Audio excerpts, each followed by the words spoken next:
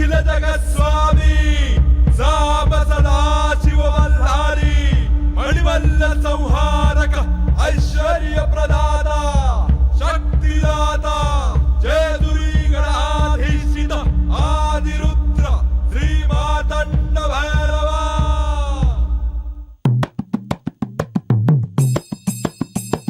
जय देव जय देव जय देव जय देव जय देव जय शिव मार्तंडा।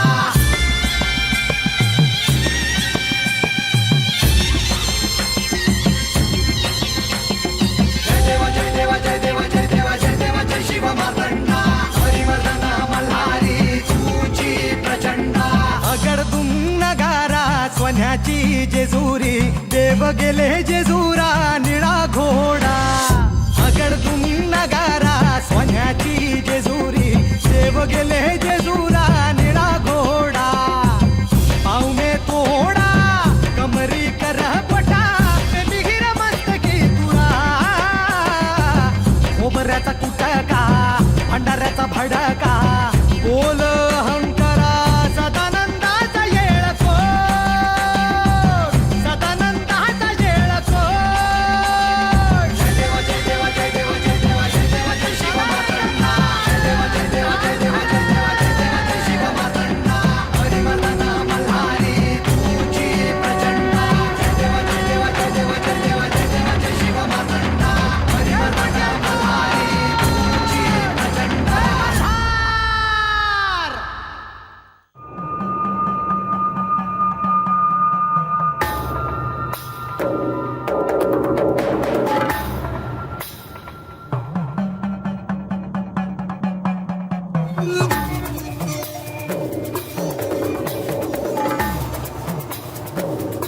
मला जे जाणवलं तेच तुम्हालाही जाणवलं का? होय देवी, श्री खंडेराय आपल्याला भेटायला आपल्या कक्षाच्या दिशेने येत आहेत.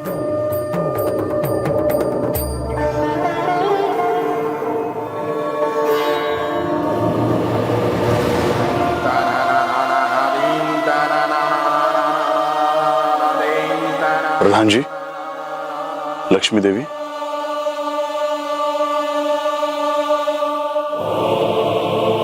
देवा, रात्रीच्या ह्या प्रहरी तुम्ही इथे येण्यामागे नक्कीच काहीतरी कारण असणार. प्रधानजी, गंभीर असा प्रसंग आहे आणि वेळीच जर काही हालचाल केली नाही तर ह्या शिवलीलेत पुढे काय घडेल हे सांगता येत नाही. आणि प्रधानजी, आश्चर्य म्हणजे तुम्हाला काहीच ठाऊक नाही.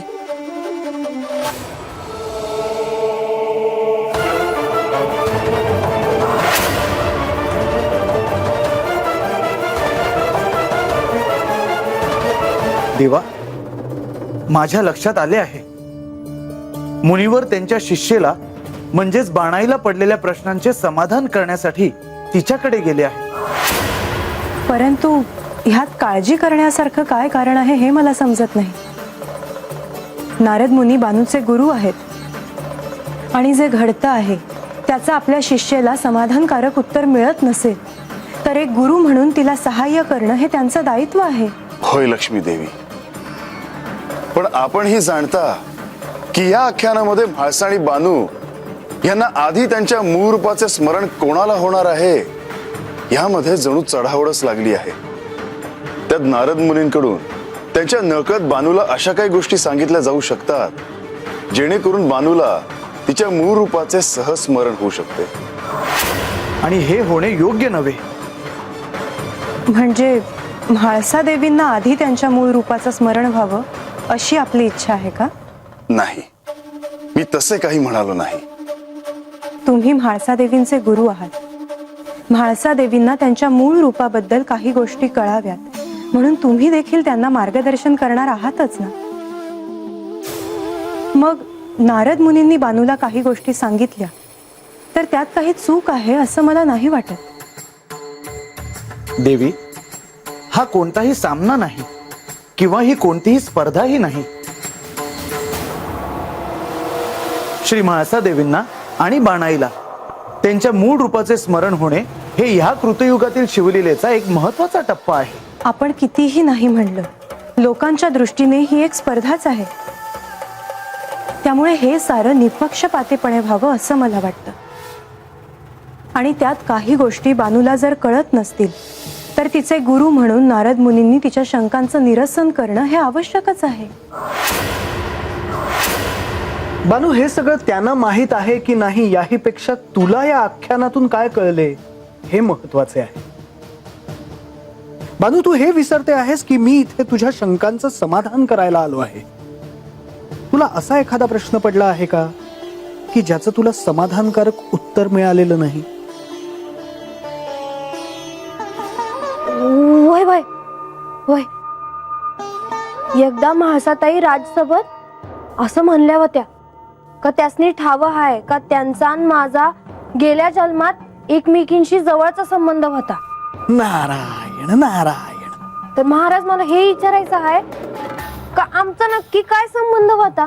बानू, तुमच्या दोघींमधला जो ऋणानुबंध होता तोच या शिवलीलेत महत्वाचा ठरला. तुमचं सख्य हे सर्वश्रुत होत, इतकं की त्यावेळी तुझ्या मनात काय चाललं आहे हेही त्यांना कळायचं. आणि पुढे जाऊन मी तुला इतकंच सांगेन की तुझ्या मनातली इच्छा पूर्ण व्हावी यासाठी त्यांना खूप मोठ्या दिव्यातून जावं लागलं, त्यांना आणि श्री महादेवांनाही. होय का महाराज? अहो, मला हे काही ठावच नव्हतं बघा. म्हणजे मी त्याचा विचारच नाही केला कधी. पण महाराज, मला एक कळणं झालं आहे, त्यांचा जर माझ्यावर एवढा जीव होता तर त्या माझा एवढा रागराग कशा पाय करतील? म्हणजे त्यासनी कुठंतरी काहीतरी वाटत असेलच की. नारायण नारायण, हीच तर शिवलीला आहे बानू. मला काय बी समजलं नाही जी. म्हणजे मला समजेल असं सांगितलं तर बरं होईल बघा.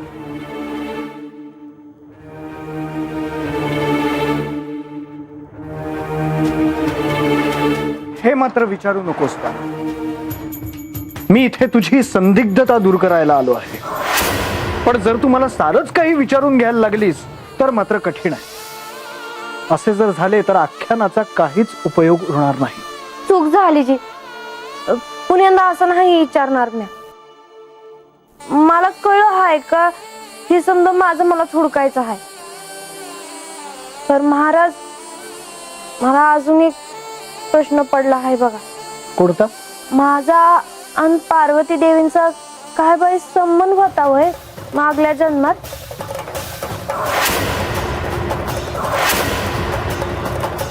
मी जर हिला हे सांगितलं की होय, तुझा आणि श्री पार्वती देवींचा ऋणानुबंध होता, तर कदाचित एका क्षणात तिला सारे काही आठवून जाईल.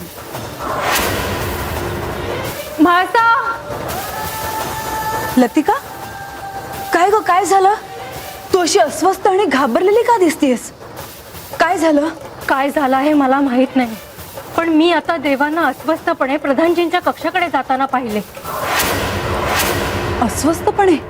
माझा असं काही घडलं आहे जे घडणं अपेक्षित नसावं. लतिका, काय म्हणायचंय तुला? मला असे म्हणायचं आहे, जे काही घडलं आहे ते तू देखील जाणून घ्यायला हवंस. कदाचित तुझ्या किंवा बानूच्या मूळ रूपाच्या संदर्भात घडलं असेल काही.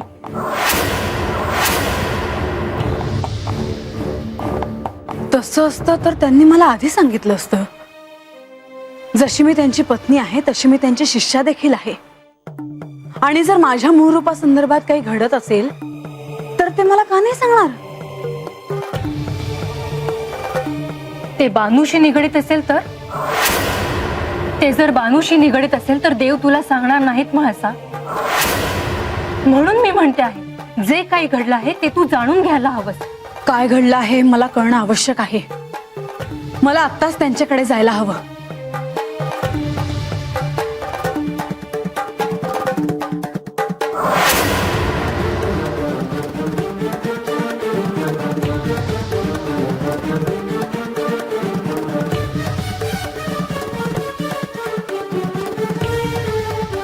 देवी, तुम्हाला काय म्हणायचं आहे मला कळतंय, परंतु आतापर्यंत ह्या शिवलीलेत जे जे घडले आहे त्याचे आपण साक्षीदार आहोत.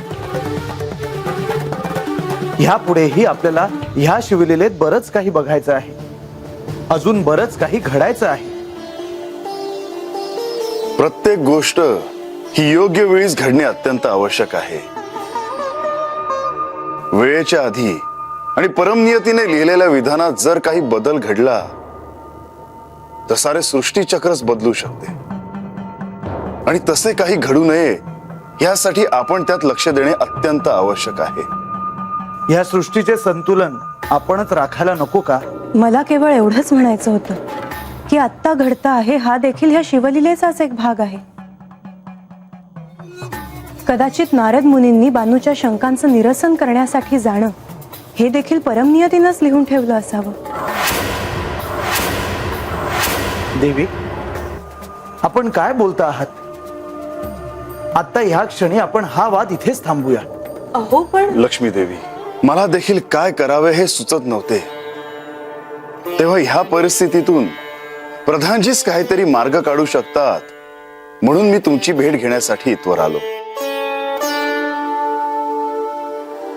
ह्यांनी बानूकडे जाऊन नारद मुनींना ते जे सांगत आहेत ते सांगण्यापासून थांबवावं हा एकच मार्ग यांच्या मनात आहे, होय ना? होय देवी, मला तेच करावं लागणार आहे. आणि आता मला तिथे जावंच लागणार आहे.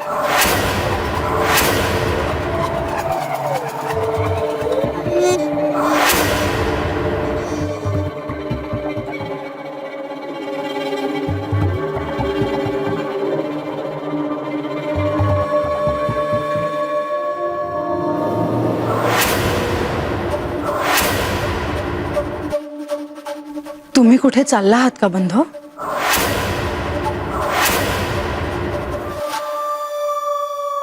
मला ठाऊक नव्हतं की तुम्ही कुठे चालला आहात आणि हे देखील इथे आले आहेत असं मला कळलं.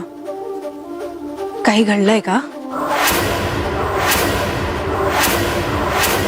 म्हाळसा, मी इथे आहे हे तुला कोणी सांगितलंय? लतिकाने. तुम्ही अस्वस्थ होतात आणि प्रधानजींच्या कक्षाकडे चालला होतात हे तिने बघितलं. त्या परिस्थितीत काय करावं तिला कळलं नाही आणि तिने थेट मला येऊन सांगितलं.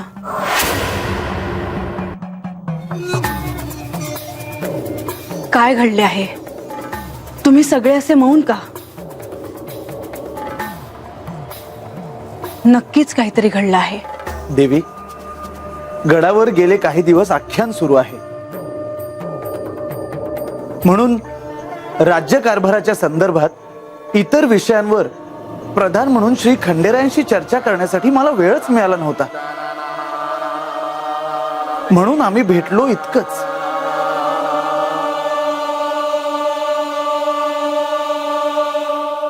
बंधू, मला असे का वाटते आहे की माझ्यापासून तुम्ही काहीतरी लपवत आहात?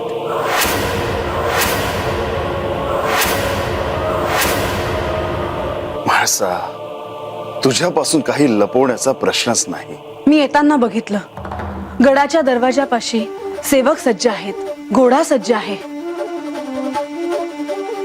याचा अर्थ राजवाड्यातून कोणीतरी निघणार आहे.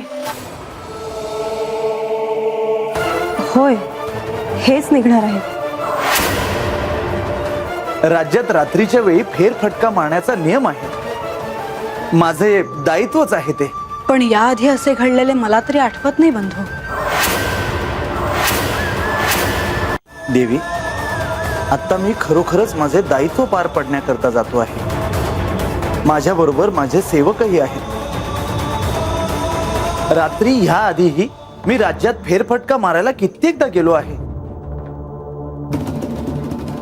राज्याच्या सुरक्षिततेच्या दृष्टीने तसे करणे किती आवश्यक आहे हे तुम्ही देखील जाणता. म्हाळसा, तुझ्या मनात काही शंका येण्यासारखं खरंच काही घडलं नाही. प्रधानजी केवळ त्यांचं दायित्व पूर्ण करत आहे आणि त्यांच्या दायित्वाविषयी शंका घेणं योग्य नाही, होय ना? बंधू, मला तुमच्या दायित्वावर शंका घ्यायची नव्हती. ते मी जाणतोच देवी. आता अधिक उशीर होण्याआधी मला जावं लागेल. येतो मी.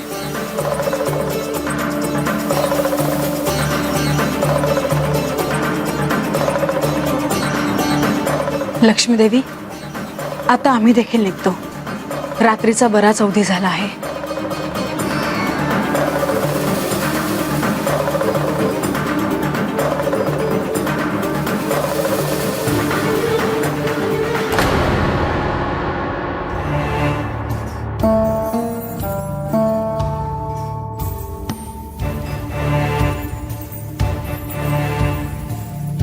महाराज,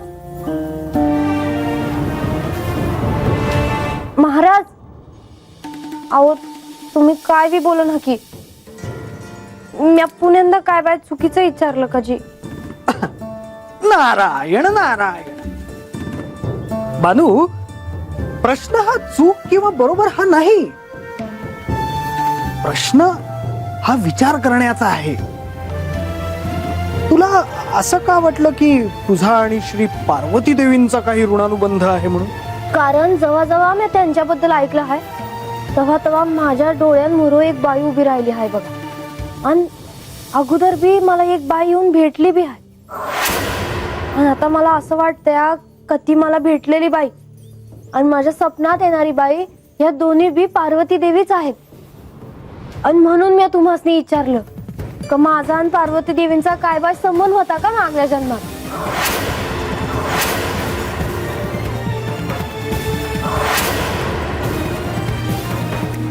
ते मुनिवर,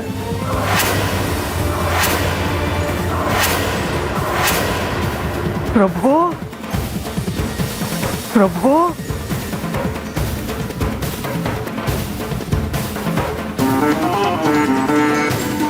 वरदानजी तुम्ही आणि ह्या येळाला या या बसाजी. नाही बाणाई, मी इथे बसायला आलो नाही. मला नारद मुनींशी एका महत्वाच्या विषयावर बोलायचं आहे. माझ्याशी? होय. मग तुम्ही बोलत बसाजी, मी तुमच्यासाठी जेवण करते. हा या बसाजी. नाही बाणाई, मला इथे आता थांबता येणार नाही. मला तातडीनं निघावं लागेल. आणि महत्वाचं म्हणजे मला माझ्या बरोबर नारद मुनींनाही घेऊन जायचं आहे. कारण मला त्यांच्याशी जे बोलायचं आहे ते अत्यंत महत्वाचं आहे. होय, पर असं आल्यासरशी माघारी जाणं बरं दिसत नाही जी.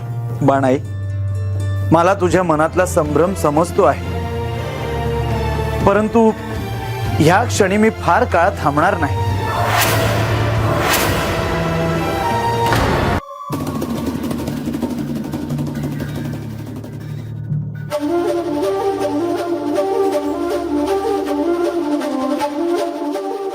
हे घ्या.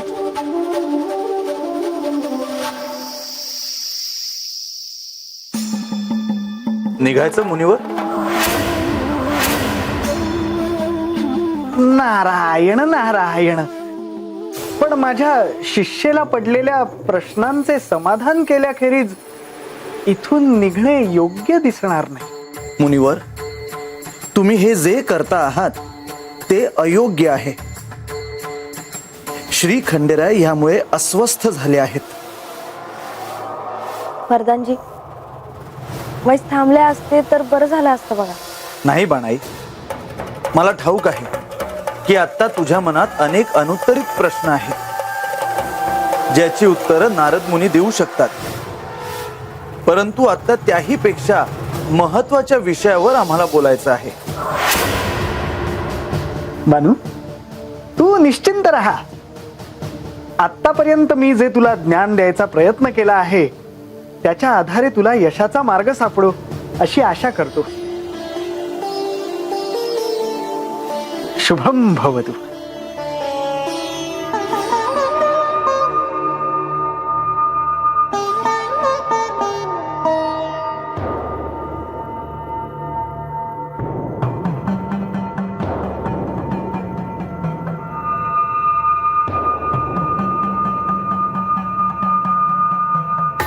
पण राहून राहून माझ्या मनात अशी शंका येते आहे की प्रधानजी राज्यात केवळ पाहणी करण्यासाठी जर जाणार होते तर राजवाड्यात रात्रीच्या वेळी एवढी गडबड का झाली? म्हाळसा, अजूनही तुझ्या मनात शंका आहे तर? हो, कारण तुम्हीही तिथे गेला होतात. गंभीर परिस्थिती असल्याशिवाय असं घडणार नाही. काय झाले आहे? आता राजवाड्यात कुठल्या वेळी कुठे आणि का जायचे हेही मी तुला सांगायचे का?